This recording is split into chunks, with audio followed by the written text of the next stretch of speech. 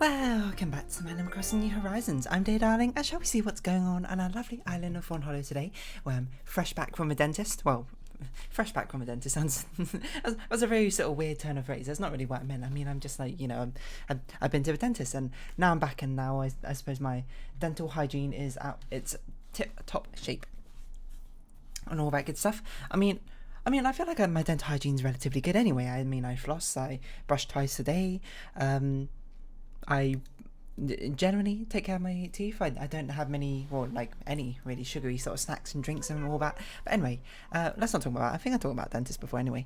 Hello everyone, right now in Fawnhallow, it's 3:16 PM on Thursday, July 28, 2022. An event announcement, so a fireworks show, I forgot. Summer fireworks in Animal Crossing is always lovely to see, which is exactly why we never partake in them most of the times anyway. Yeah, I don't really know what to talk about. What should we talk about? Game Maker's Toolkit's Game Jam, the results came out. You might be like, oh, did you participate, dear darling? Is that what you're talking about? No, I didn't participate. Never participated in a Game Jam. Maybe someday I will. Maybe someday I will. I feel like it would be quite fun to make a game at some point, and I have made, very small games before in the past using like engines. Heavens know where they are now. They're probably completely wiped from my hard drive, and yeah, it must have been on my old computers now I think about it. Anyway, I don't really remember. Yeah, no, it's just because I'm subscribed to Game Maker's Toolkit because I'm interested in the videos and the analyses about certain video games. And you might be like, it's, you might have your own thoughts on Game Maker's Toolkit, whether you like them or you don't like them. Because I know a very popular thing that people criticise a lot of these sort of like analyses sort of channels for is the fact that they are often critiquing a medium which they do have no experience in, not through just consumption, but through the creating process itself, which you might be like, I don't know, I suppose it sort of raises a question. It's like, how well do you need to know the thing you're critiquing to be able to critique it? And I suppose, the perhaps quite anticlimactic answer is that technically you don't need necessarily like any experience to be able to like critique something. And everyone's got an opinion on things, whether they are well versed in the thing or not. I mean, it's not like I mean, it's not the most outrageous thing in the world. Say, like, if you watch a movie, you probably have an opinion on it. You don't need to be like I don't know, a Hollywood filmmaker or anything to be able to form an opinion and be able to justify your opinion to certain degrees. And maybe it goes with public consensus, maybe it goes against public consensus. Maybe to other people it would be like it feels unjustified. But it's a thing of opinions, and all these sort of things, they're quite inherent and subjective, I suppose. And people can't really correct you on your own opinion. Well, I mean, people could try, but provided that you're being true to yourself, it's a little bit of a thing which doesn't make sense. Your opinion is your opinion. What you think of something is what you think of something.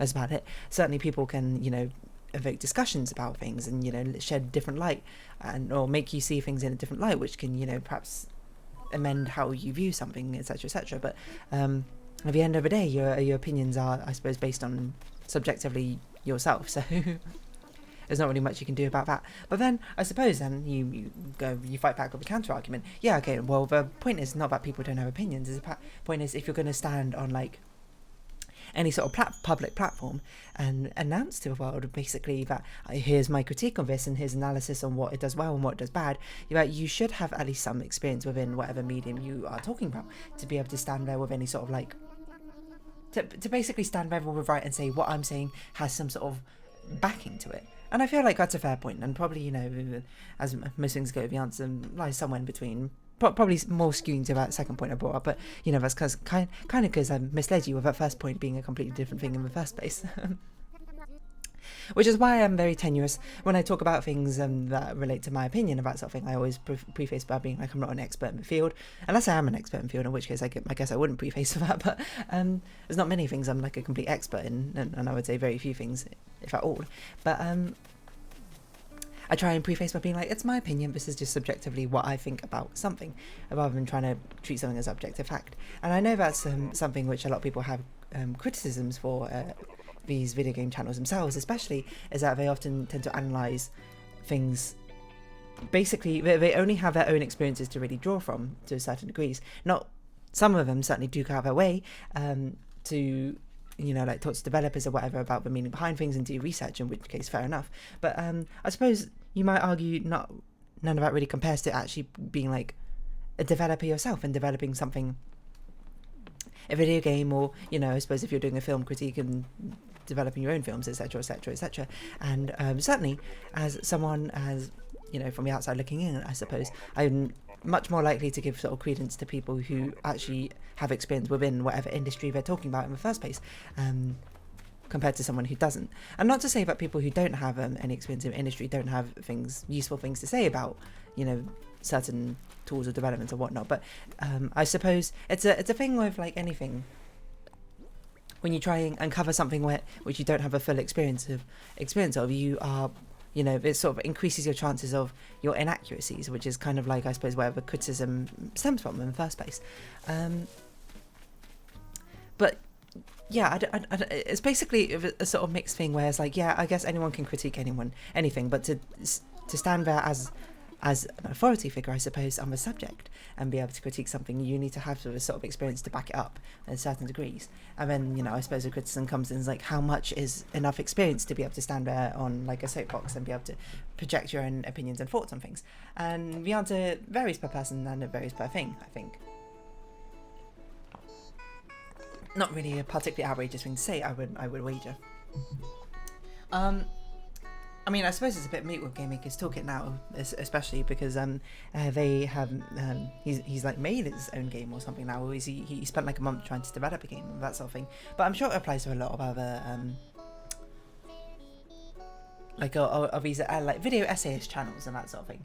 And I think it's a very easy trap to sort of fall into, because the point of a video essays, and I think most video essayers themselves would probably stand behind this, is not the point is to argue and sway you to their side of their opinion. It's more like to share their own experiences and their side of it, and through a combination of either their own anecdotal experience, through their own research, through their basically they're just trying to sort of stoke a discussion, aren't they, rather than really trying to enforce an opinion. But I feel like it's very easy, I suppose, to get swept up into the sort of thing where people are very subjectible.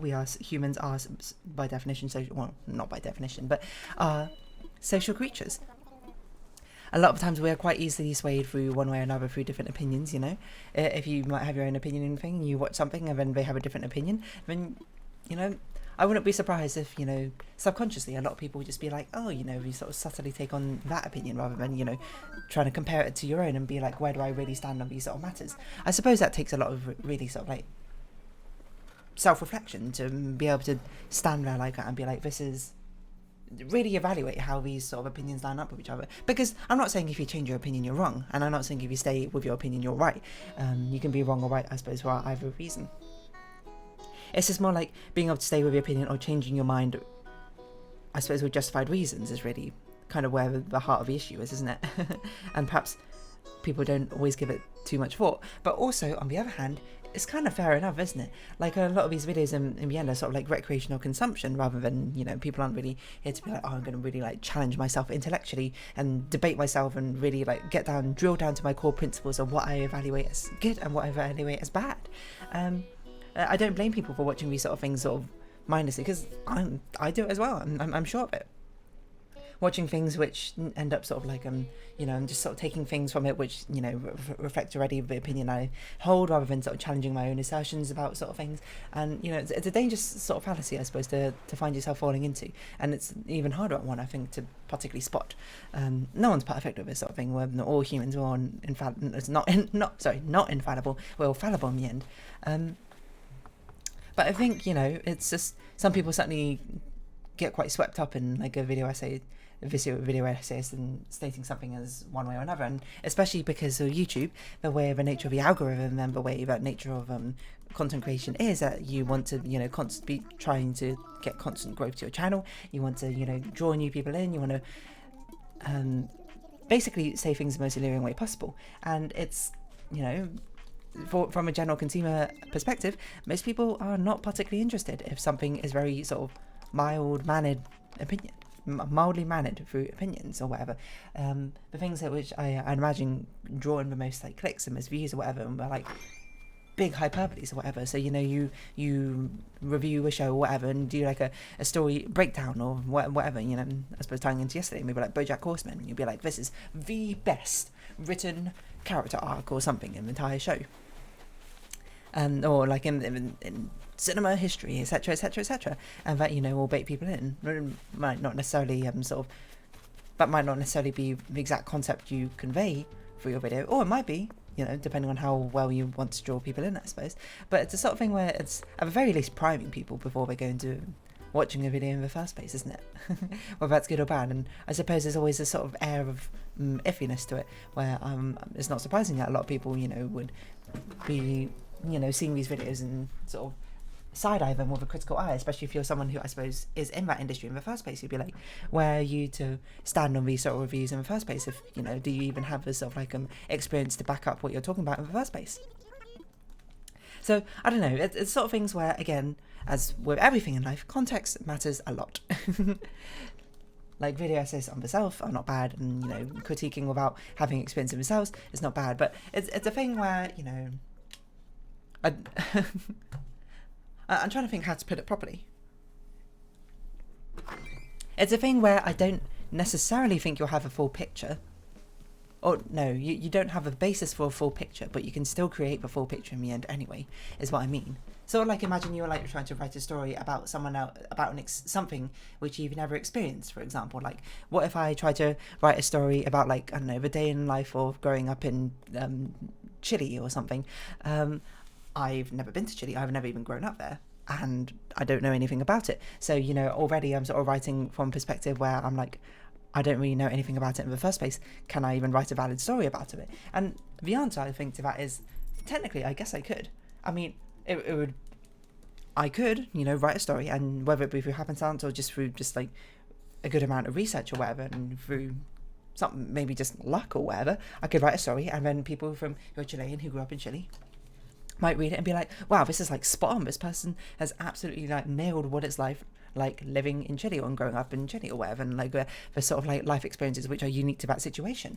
But it's a sort of thing where, you know, just as easily I can get it totally wrong and then end up being like, you know, completely disrespectful or misrepresentative or just like plain confusingly wrong, and stuff like that. It's sort of like, I guess where I'm coming from is, when you're critiquing something, you don't need that base of experience technically to critique something, but it's sort of like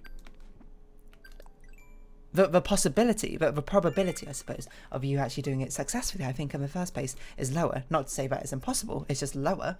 So it's sort of understandable when, you know, a general consumer or someone who does have experience sees these sort of like reviews or these critiques or whatever, comes at it with a sort of air of suspicion, because, you know, probability not on your side. But it doesn't mean that you're not able to create something which is a proper critique, or something which is a fair and balanced viewpoint, which, you know, as if you had experience, I suppose, in the first place, you know? It's a very, I'm not sure if it's a particularly complicated point, but it's a rather involved point I'm talking about, I suppose. And sort of to finish off that story, it'd be like, you know, if you are from Chile or whatever sort of like anecdote you want to put in, if you're like from Chile and you like read a story that perfectly encapsulated your childhood there or whatever, and then, you know, at that point, like after having read the story already exists. It doesn't really matter who the author is, I suppose, in the first place, whether they were someone who grew up there, who weren't someone who grew up with those life experiences. The fact that if a story actually has those life experiences and perfectly encapsulated, it's sort of like, you know, separate artists from art from artist or whatever. Yeah, I think probably the answer, what I'm trying to say is, like, the conclusion you draw from it would not be, oh yeah, you know, I thought this was like the most accurate thing to like the Chilean upbringing, but now I've found out the person who wrote it is just like some random person from UK who's never been to Chile. I'm just like, now it's not accurate anymore. It's like, I think most people would take a sort of like air of sensibility to be like, instead of being like, oh, okay, not that it's no longer accurate, probably people would just be like, how on earth do they manage to like nail it so accurately? They must have done like their research or something, or perhaps they, you know, it was pure dumb luck. And I don't know, I guess it's just a weird feeling, I suppose, if someone nails a certain experience so like well through dumb luck. It sort of just feels not disheartening, but it sort of feels like a bit bewildering. But anyway, the whole reason people come in with the air of suspicion anyway is because most of the time that doesn't happen, right? Most of the time people sort of fall flat on the face and just completely miss a mark of, you know,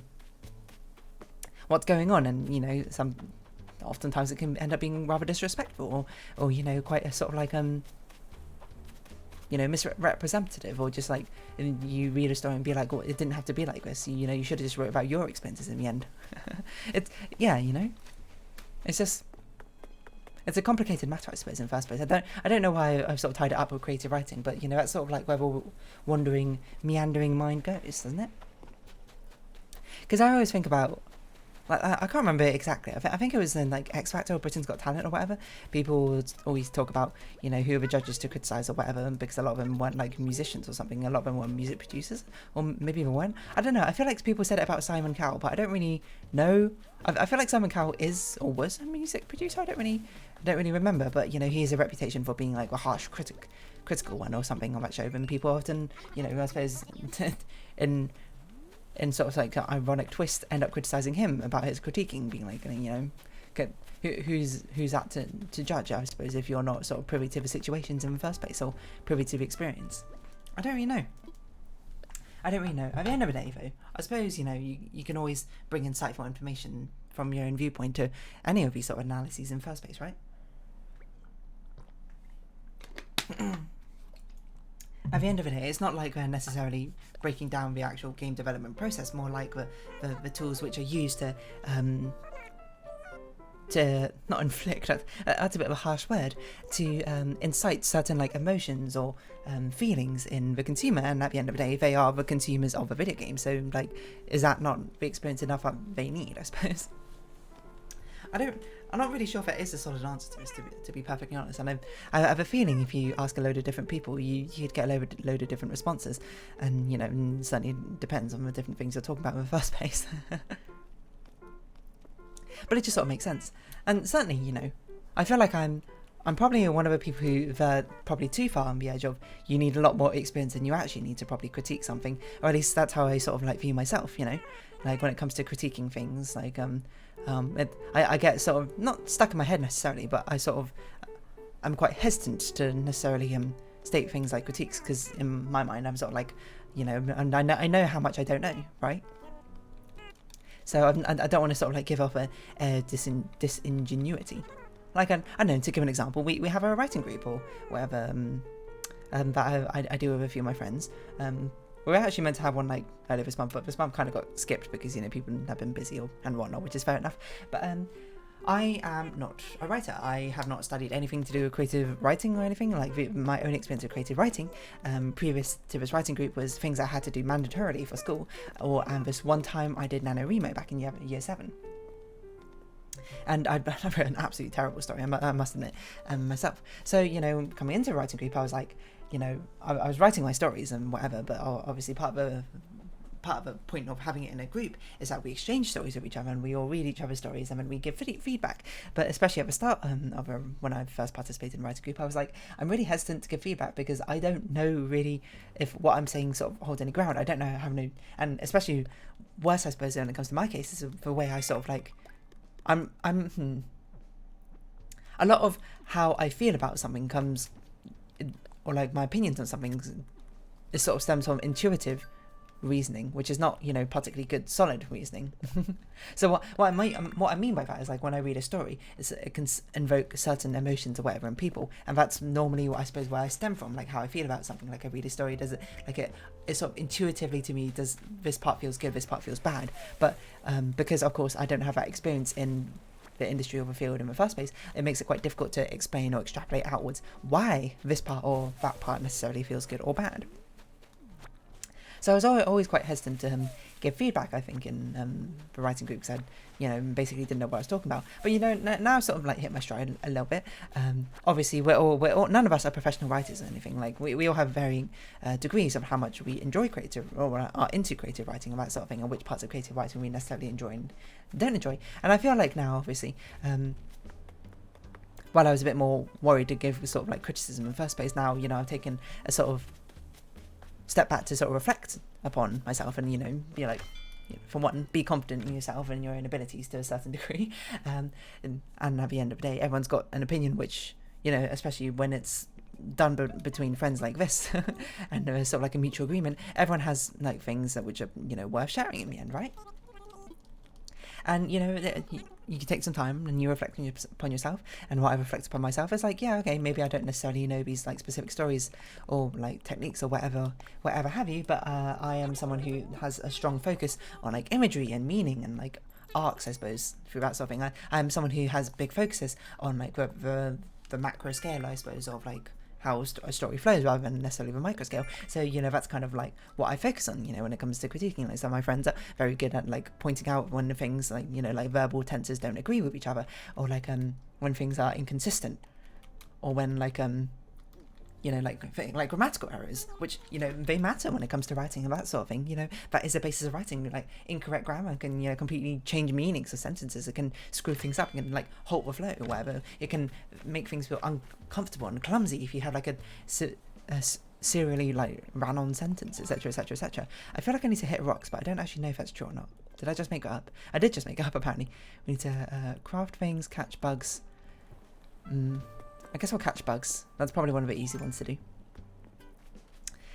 Yeah, which I don't necessarily pick up on because my mind sort of, again, because just of the way my mind works, my mind sort of tends to work on meaning first rather than literally what's in front of me, which is, you know, good and bad in its own way. It means that I skip over things like when tenses don't agree with each other. My mind sort of just like doesn't even pay attention to it. It's sort of like, it like self-corrects in its mind, being like, oh, they meant this, which, you know, it's fair enough when you're reading it. But if you want to come at it from a critical perspective, you know, letting that slide is, you know, not something you should do. It's an error.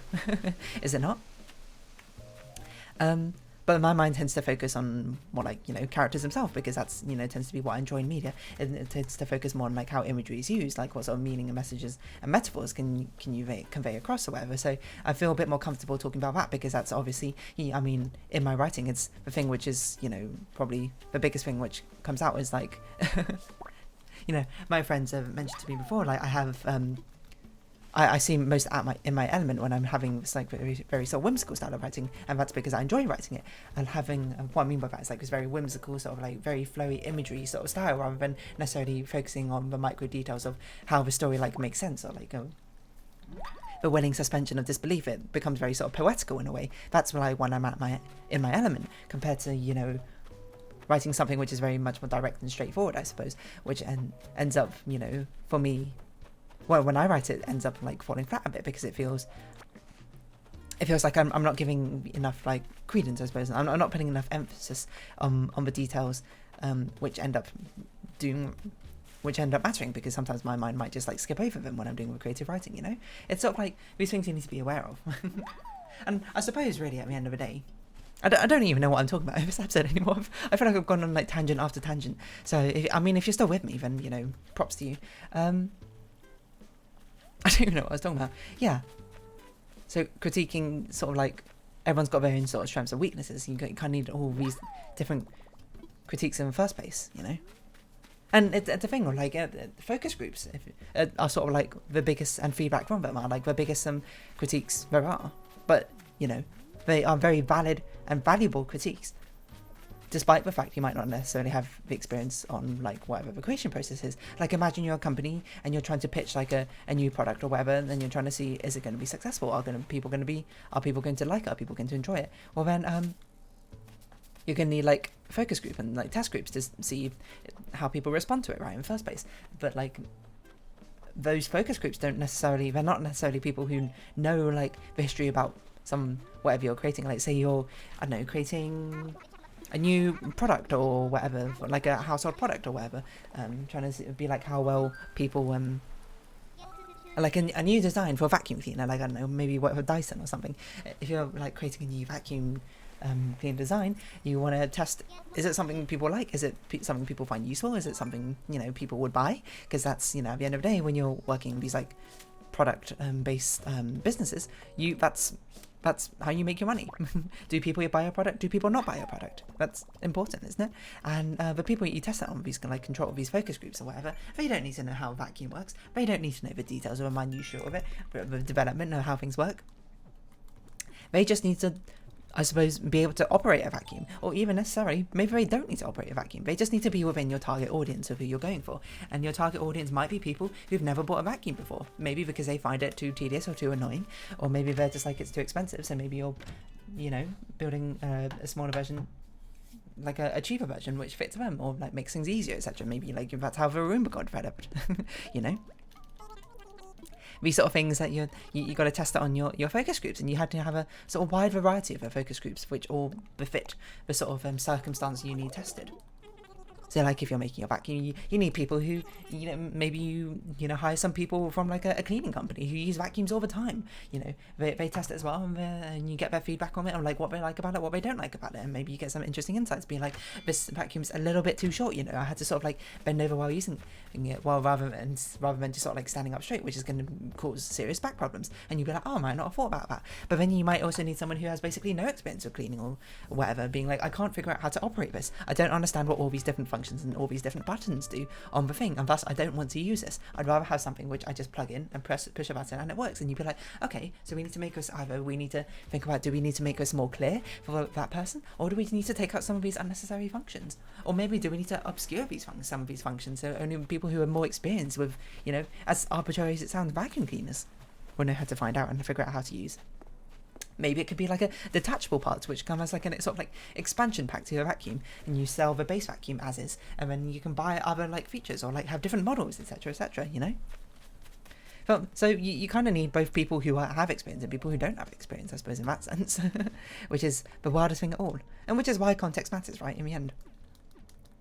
Really, the long and short of it, at least especially when it comes to creative disciplines, is that you kind of need like a wide variety of opinions and experiences and life experiences to really get a full picture on, you know, feedback, right?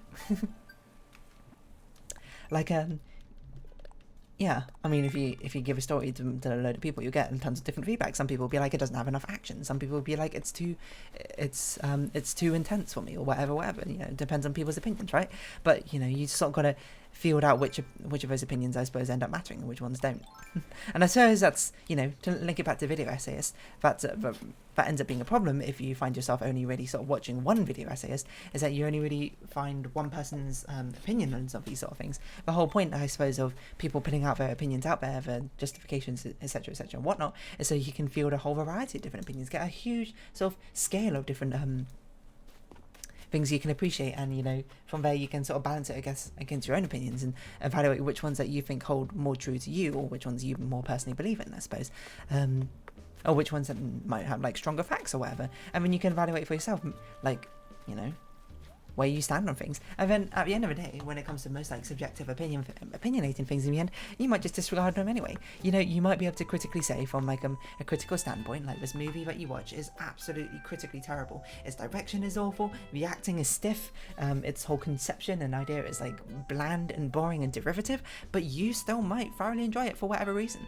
And I suppose that's, you know, where a sort of division lies, so with the difference between your own enjoyment necessarily of something and your own critical sort of like opinion of it in the end, right?